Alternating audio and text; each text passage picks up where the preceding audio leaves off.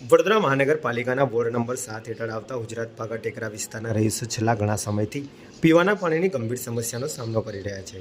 પાણીની અછતથી પરેશાન સ્થાનિક મહિલાઓએ આજરોજ કમાટીબાગ સ્થિત પાણી પુરવઠા વિભાગની કચેરીએ પહોંચી ઉગ્ર વિરોધ નોંધાવ્યો હતો।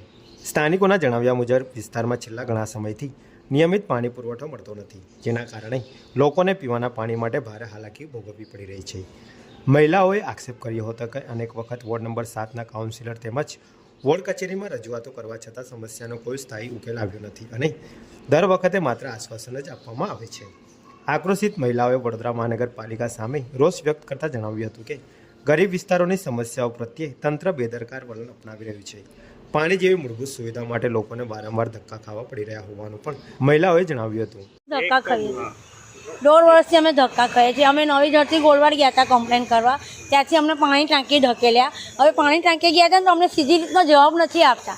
સાહેબો નથી, સાહેબો કાલે આવશે, સાહેબો પરમ દિવસે આવશે અને પહેલાં કોર્પોરેટરના ત્યાં જઈએ છીએ ને તો કે હા હું કરાવી જઈશ, કર્યા પછી ભીખ માંગવા અમારા બહેણામાં આવે છે।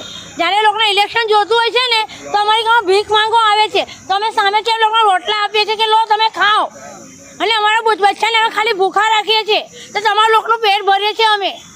હા, 1.5 વર્ષથી આ લોકો પાણીનું અમારે કંઈ કરતા નથી। અહીંયા આવ્યા, જગદીશ સરને ફોન કર્યો, જગદીશ સર કહે છે હું મિટિંગમાં છું। અત્યાર સુધી એ લોકો મિટિંગમાં જ છે।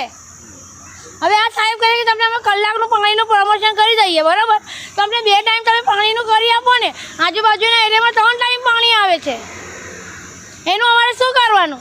હે, હમણાં હાલમાં 2 મહિના પહેલાં મારા સસરા મરી ગયા છે આ ગંદુ પાણી પી પીને। શું કરીએ અમે? આમ તેમ ભાગીએ છીએ બેડા લઈને પાણી ભરવા માટે। કુસુમબેન પરમાર।